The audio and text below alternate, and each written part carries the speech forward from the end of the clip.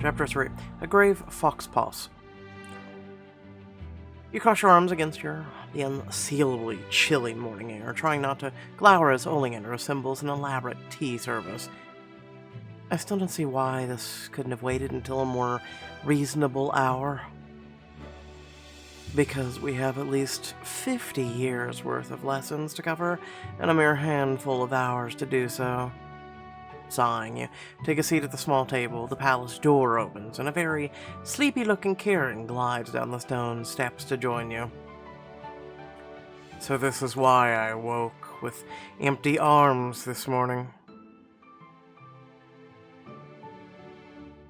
Have you come to rescue me?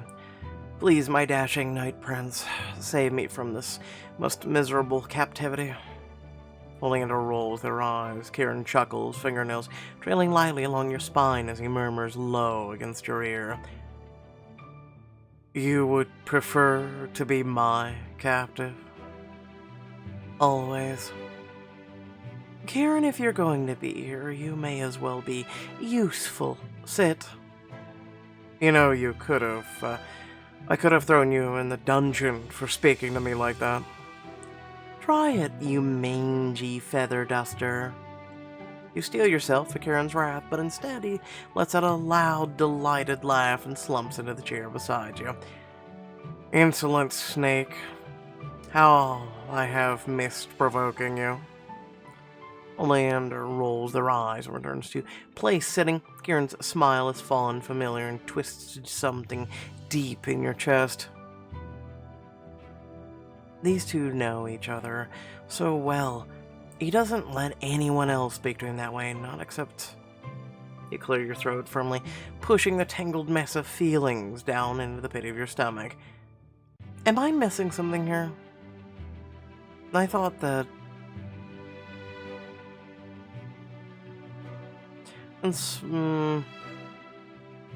You two were friends. Indeed, Oleander is one of my oldest and dearest friends. You of all people should know that our dear Kieran has somewhat unconventional ways of expressing affection. The threat of Kieran's wrath kept his bare husk of the moon court alive for the past century, but it will not make you any friends at court. Right, so how do we make friends? You start by attending a garden tea party this afternoon, hosted by a wealthy courtier, one who has openly courted Kieran in the past, interestingly enough. Overtures I have always declined, I might add, but she is notoriously persistent. And we're attending her party because it will be much harder for the Moon Court to regain any social standing without Opulence's favor. Yes, oddly enough, I don't expect Kieran to garner many invitations to social events on his sparkling personality alone. If this opulence is that influential, why haven't I met her before?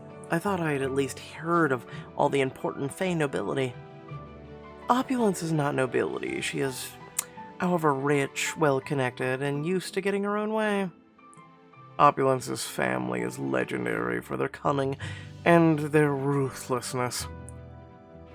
It is no small thing that they've carved out a place in the highest levels of Fey society without dropping a single drop of noble blood. That kind of power is one we want on our side. Hear the tale of the family diamond choice. The Tree of Plenty. There were once two Fey brothers whose mother told them that their family's secret long ago. She had discovered a tree with sparkling emerald leaves of pure gemstone. It was from those jeweled leaves that she had built the family's fortune. You are grown now, the mother told them. Go and seek your own fortunes from the Tree of Plenty, and with its treasures may you continue our family legacy.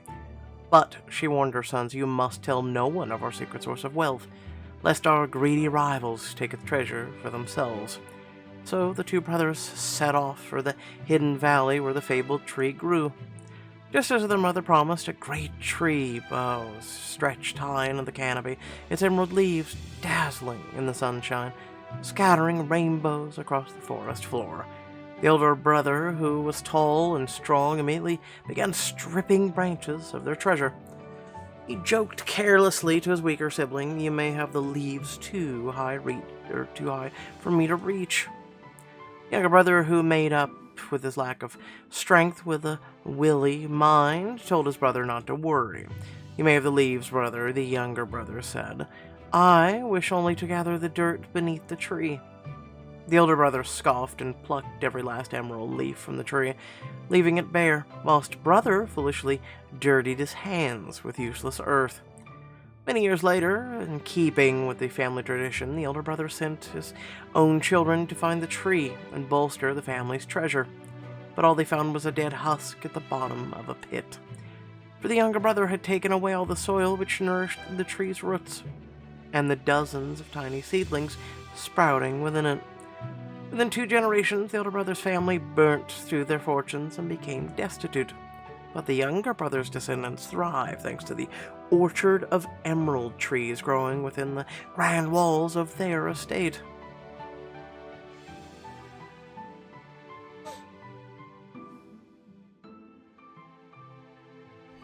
Interesting story. Oleander twirls one hand above the teapot, which crackles with the reddish sparks of steam against a curl from the spout. "Now, those who succeed at court must possess power, cunning, and charm." They give you a pointed look, and a flush of resentfulness, embarrassment warms your face. "I assume you can already see the problem here?" "Indeed, I do. I have no power of my own. I cannot use magic, I have no title. All the power I have comes from my association with Kieran." "Precisely, and borrowed power is a tenacious thing. A deficit in one area requires an overabundance of the other qualities to compensate. Kieran, for instance, makes up for a lack of charm with an embarrassing excess of power. So I make up for lack of power by being excessively charming? By using charm and cunning to create the illusion of power. But everyone knows I'm human. Surely I can't trick them into seeing me as more powerful than I am." "Why not? It's what most fays do." "Powerful people treat others a certain way, and they carry themselves a certain way. Act the part well enough, and most fae will fall in line." "I suppose I can do that." "It begins with posture. Sit up, back straight, shoulders down, head high. Do not slink about like you're apologizing for existing." "I don't slink about." Oleander stares expectantly until you sigh, snapping your spine into alignment, copying the way they and Kieran carry themselves. "Not so stiff. You must work to overcome your human awkwardness and mimic fake grace as best as you can." "Ella has grace enough already. Not everyone can be as flawless as yourself, Oleander." "Alas, yes. Now, as Kieran's consort, you bow first to no one but the Sun Princess, and even then, only when she wears the crown. You must be cordial, but not overly kind. Do not introduce yourself to anyone. That is beneath you now. Wait to be introduced." All of this sounds strangely impolite. No, this is how rich people work. Also royalty. "It is hardly impolite to act according to your status." "So I should treat everyone like you do?" "Was that meant to be an insult?" "Well, because the answer is no. You do remember the part about needing to make friends? Now, a tea party is a relatively casual affair. So long as you do not slurp your tea, belch, or slap the host, it should not be too difficult to avoid embarrassing yourself." "Lucky me." It is lucky, for it means that the one true danger will be the ever-present one, your fellow guests. A favorite game among the court fays, tricking you into accepting favors or causing offense such that you end up in their debt. Fae are ever maneuvering to their own advantage.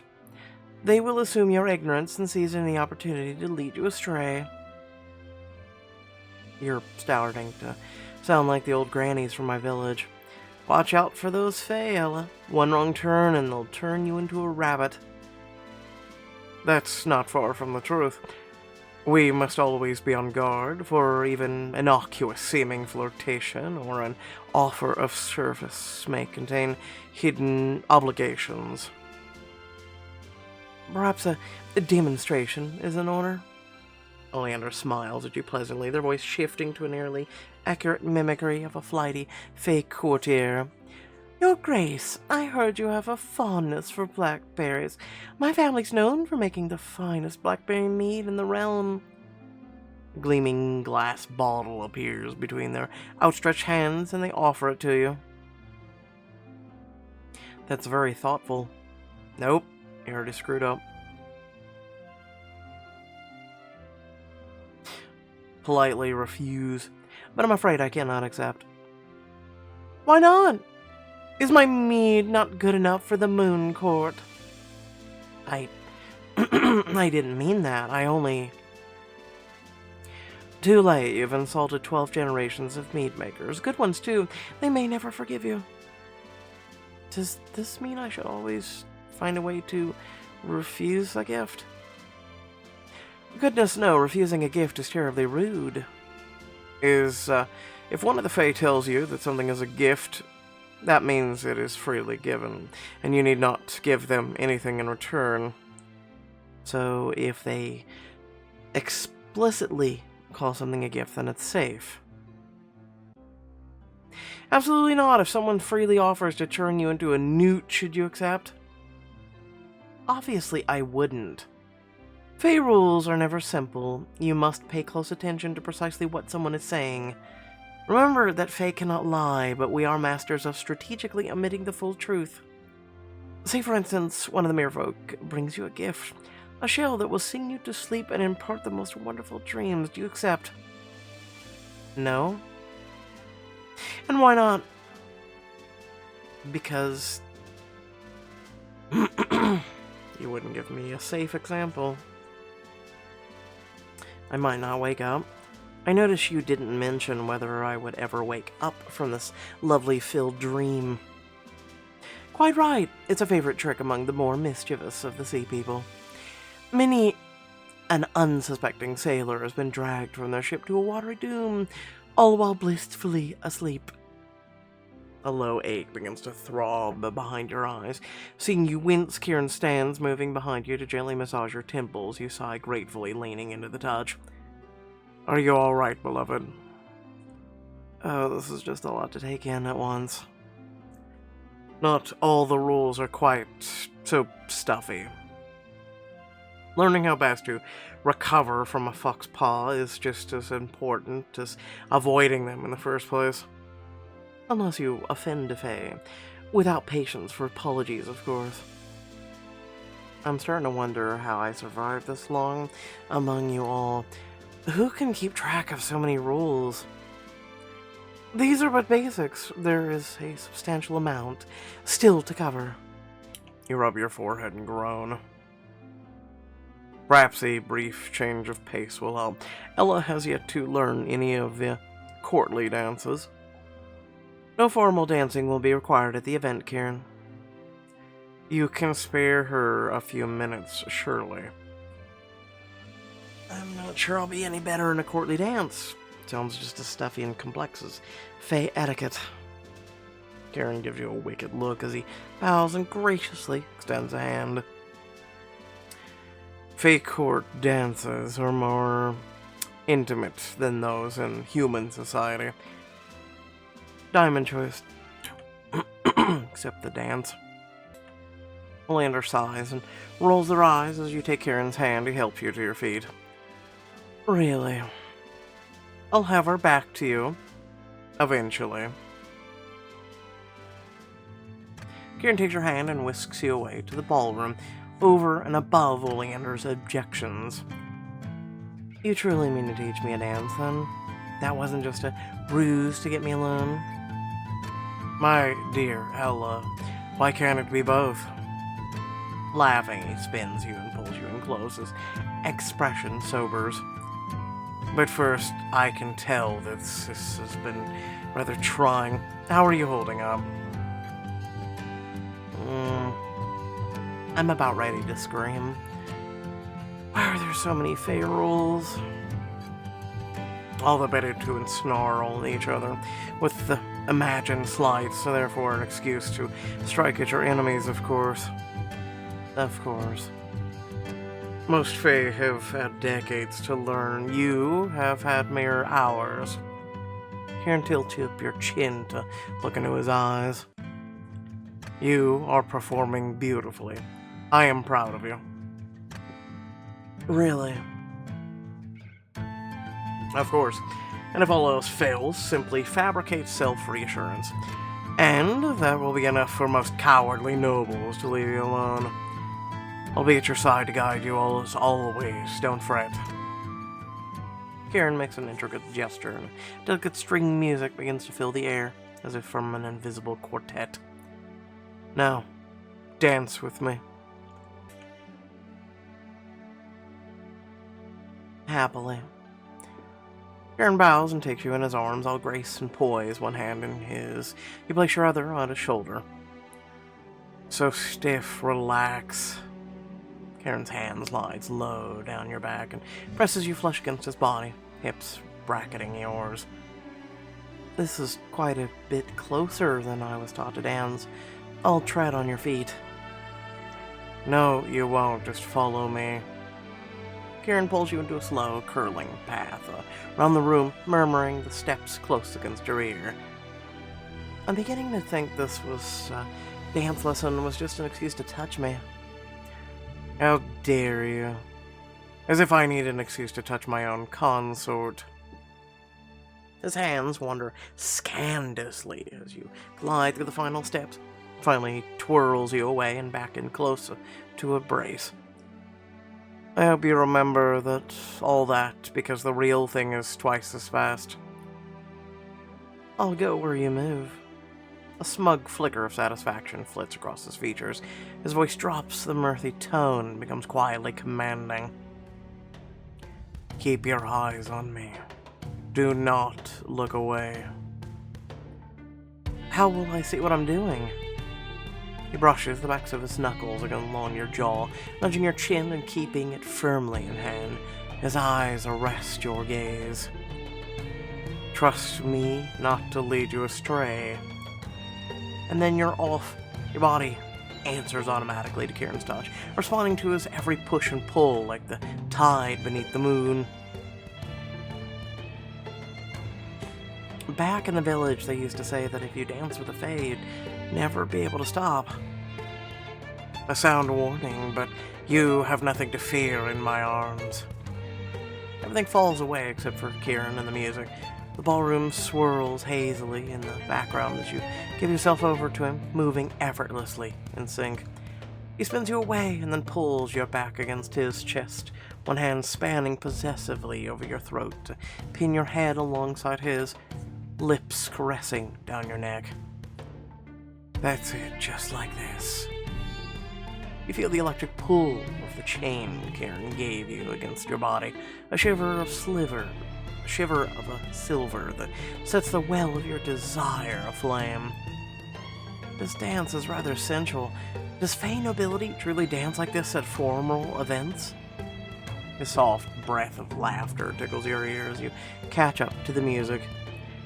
Oh, my sweet dove, this is positively tame by Fey standards. Oh. He fits his hips intimately against yours, a rush of heat blooming at his touch. If you think this is scandalous, wait until I bring you along to more intimate affairs.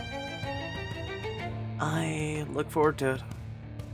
His gaze dips to your mouth, and a wide, promising grin breaks across his face.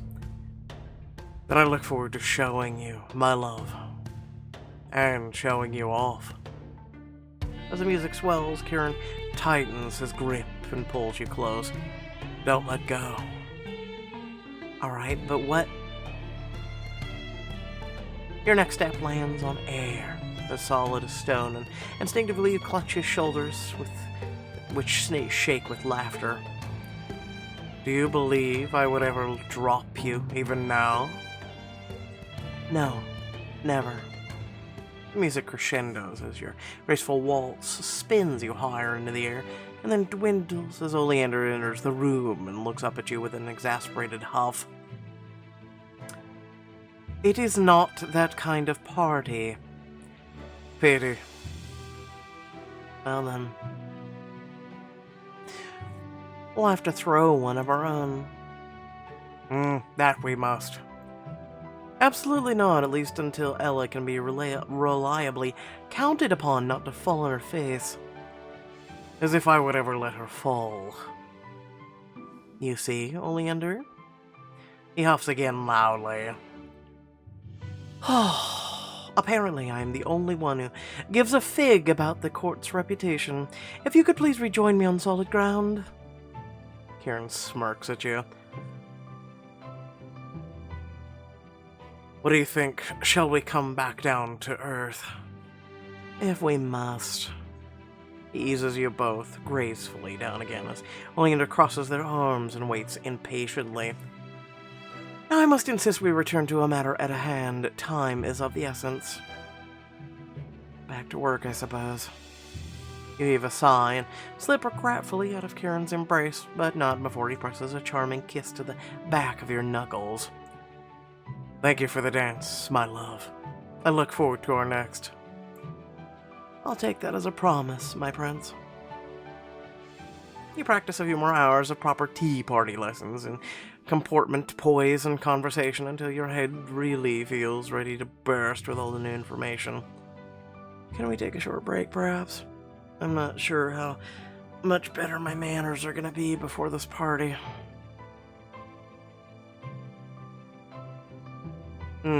They rival mine, at the very least.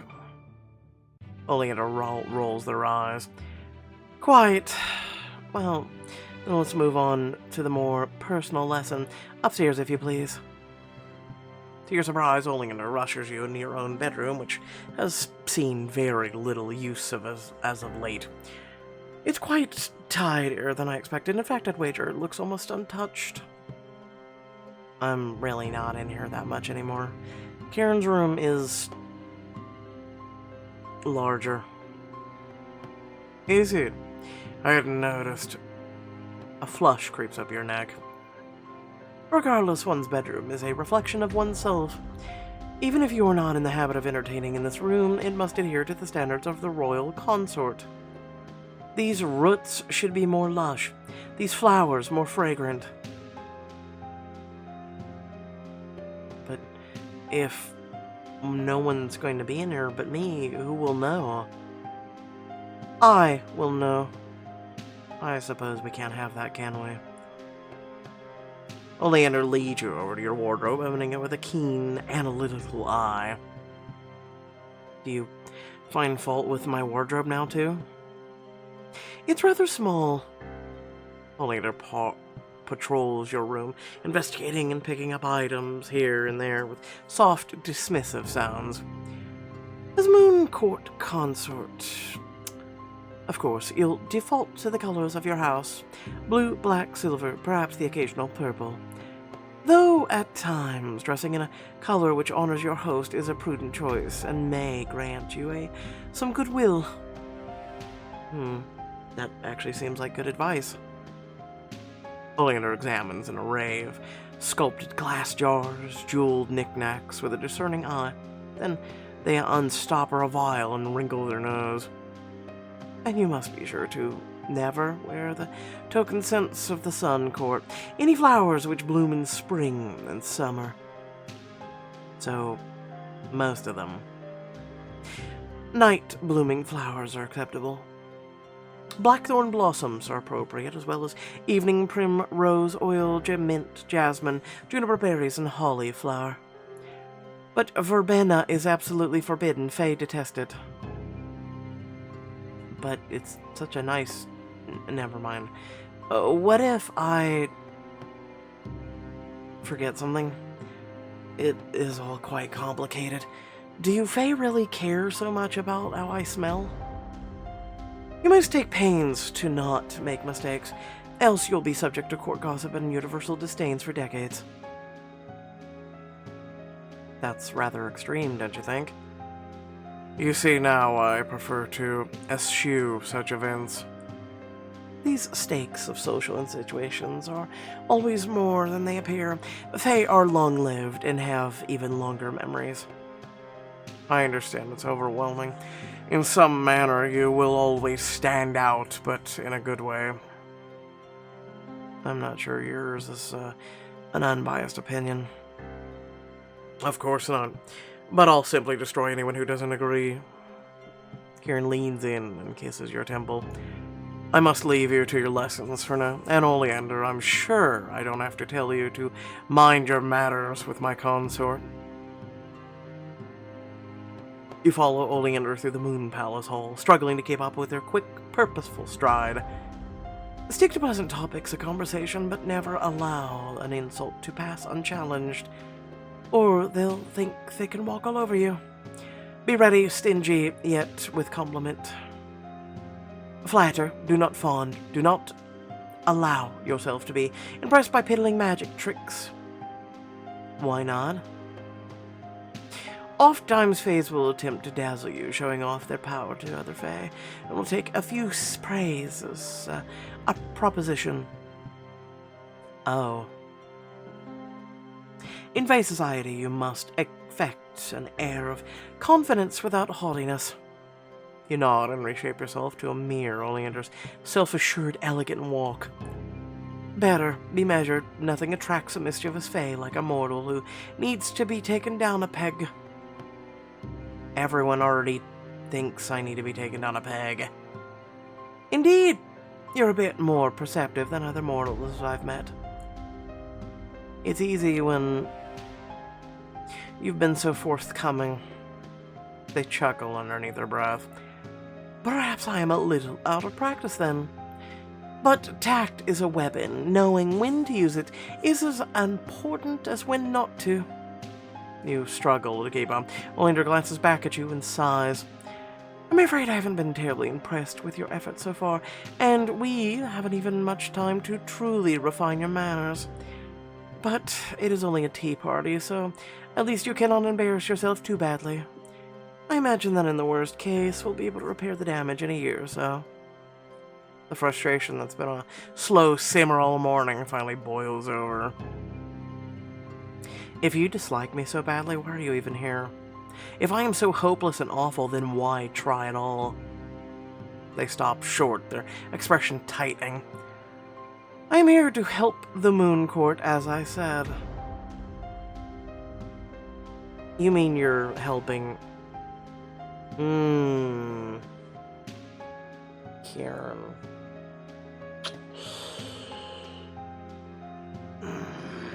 I'll go with yourself, actually. I feel they're weird for doing this.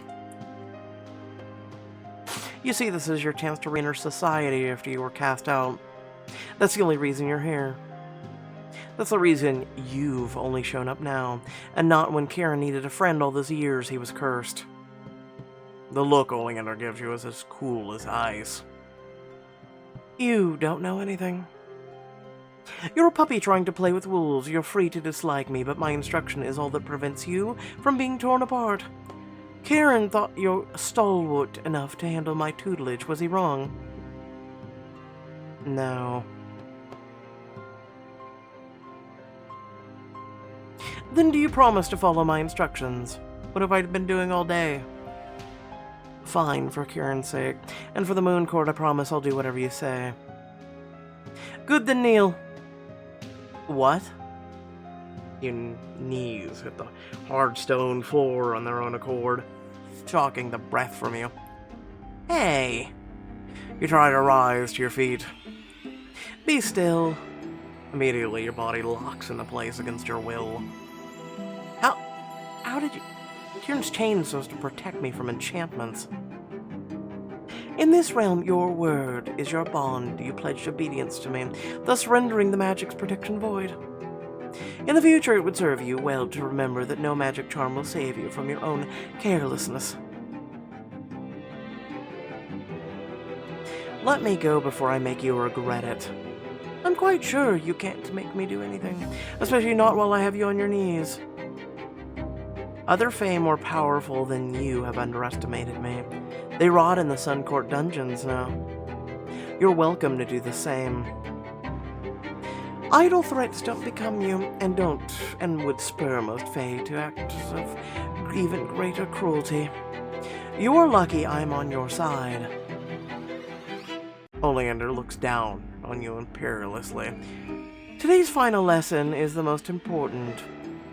You are a mortal among Fae.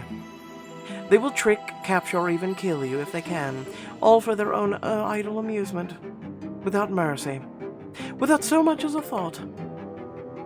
I'm well aware of that. Kieran can afford arrogance. He has the power to back it up. You, however, do not and cannot.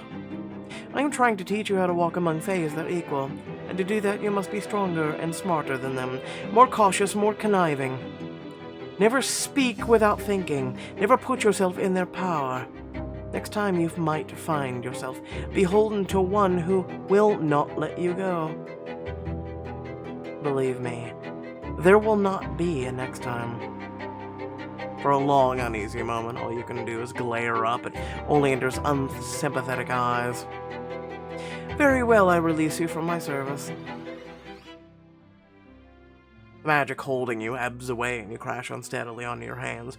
Oleander turns on their heel and resumes walking as if nothing had happened. Wait. Begrudgingly, you struggle to your feet and follow, hurrying around a corner to catch up when... Well met, my lady and liege. Sir Montgomery conducts a rickety bow to you both, which Oleander impatiently returns. Hello, Sir Monty. I hope your morning is better than mine. Why, yes, I managed to retrieve my scabbard from the tree branch where those rascally ravens had... Sir Montgomery takes in your flustered face, and then Oleander's irritable one and frowns with sympathy. I take it etiquette lessons with Oleander have rather run you through the gauntlet, then. We are rather busy, Sir Knight, so please, feel free to continue with whatever bird-related tasks you do here. Happily. But first, Sir Montgomery lays a heavy hand on your shoulder. Oleander's strict adherence to protocol is something to be admired and certainly acquired at a great cost. Effort and self-control. Your Grace, I can only wish you the same fortitude, composure, and patience of your esteemed teacher.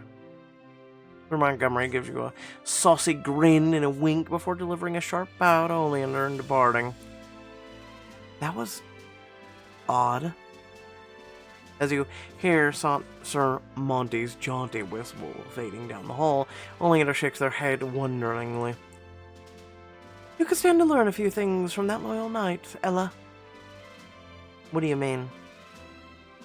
Rarely have I met a mortal with a near equal ability as Fae to deliver such coded messages and backhanded compliments. They served both as a flattery and warning, delivered to you but meant for my hearing just the same. Did you catch it? You mean when he mentioned how your skills were achieved at great cost? Called you patient? Skills were acquired at great cost. Sir Montgomery may be mortal, but he's wise and has his ear to the ground. That was his clever, subtle way of telling me that he knows me much better than I thought, which to any Fae would be a threat. He insinuated he believes my manner draconian, and that you're under his protection, and will be watching me closely in the future. I always have liked Sir Monty. Much can be said with a few words. You would do well to copy such agile maneuvers in your future dealings with Fae. I think I'm learning quite a lot of interesting things today. Don't be fooled. You are a long way from Sir Montgomery's mastery of Fae manipulation. Your position is a precarious one. You must remain pleasant and poised, without being passive. And you must be wary, but also polite. Oh, God. You make it sound so damn complicated. Polite? I've never anything but. Your manners are passable for a human, but Fae have spent decades perfecting theirs. They will expect no less than from you. Well, then I will become the most refined and courteous human those Fae have ever met. Oleander looks at you with a soft breath of amusement. We might just have some time to review dining etiquette. Come. You follow Oleander into the banquet hall, where you find Kieran examining a sheet of shimmering paper, his expression a grave. What is it? Opulence has sent an amended missive for the party. Perhaps we'll get lucky and she's decided to rescind Ella's invitation after all. You know, I'm not happy about this either. Believe me, no one wants to see me make a fool of myself any less than I do. No. Ella's invitation is secure. It's a bit more complicated than that. Opulence's invitation. That does look complicated. Kieran holds out the scroll, and Oleander crosses the room to read it, and then they groan. Just like opulence, to make sure, an abrupt change to throw us off balance. She always did have a flair for the dramatic. What's wrong? I've been teaching you all the wrong things. You need to know precisely how to take off your clothes, and when. We're to drip nectar along your body, what hallucinogenic fruits are safe to eat, and which to avoid. Excuse me, but what? Kieran's expression is somewhere between amusement and incredulity. Oleander sighs explosively and rubs their brow. It's a frolic, darling. I'm sorry, a what now? This party has just become much more intimate. I'm sorry, what the because of frolic? Anyway, I know there's, going and frolicking in the woods or what, I don't know. Leave me alone. Without further ado, thanks for watching. Please remember to like, share, and subscribe. Head down the description, plenty of things to check out there, ways to be a part of this community, and ways to also support this community. With that being said, it's been a week since I did choices, and man, am I not prepared to come back for this shit. So, for those of you who actually did read the community tab, first and foremost, I apologize about being late. Nothing I can really do about it. Pretty much have been sick. Still feel as if it's like literally the beginning all over again. You know how you feel when you first get real sick, right? For me, I had shivers and chills and just the whole 9 yards. It's pretty bad. Today I swear it just hasn't really gone anywhere. Pretty bad body aches, right now. Feel like I'm in a sauna, but yet at the same time I'm very cold. It's weird. My body's just all over the place. And then trying to read this shit is just fun. And, because my vocal cords want to work, but then they don't want to work. So I'm trying to get back on the horse, but at the same time, I really don't want to get on the horse. So yeah, we'll see how the rest goes. Trying to just pace myself and everything else. Just it's really hard to shake this. I don't know what the hell it is, but it's really hard to shake it. I haven't felt this bad in a very long time. Let's put it that way. So, and then I don't know if everything else is making it more complicated or harder to, get back on the horse or, get better. I don't know. Anyway, yep. Anyway, thanks for watching. Catch y'all later. Peace out.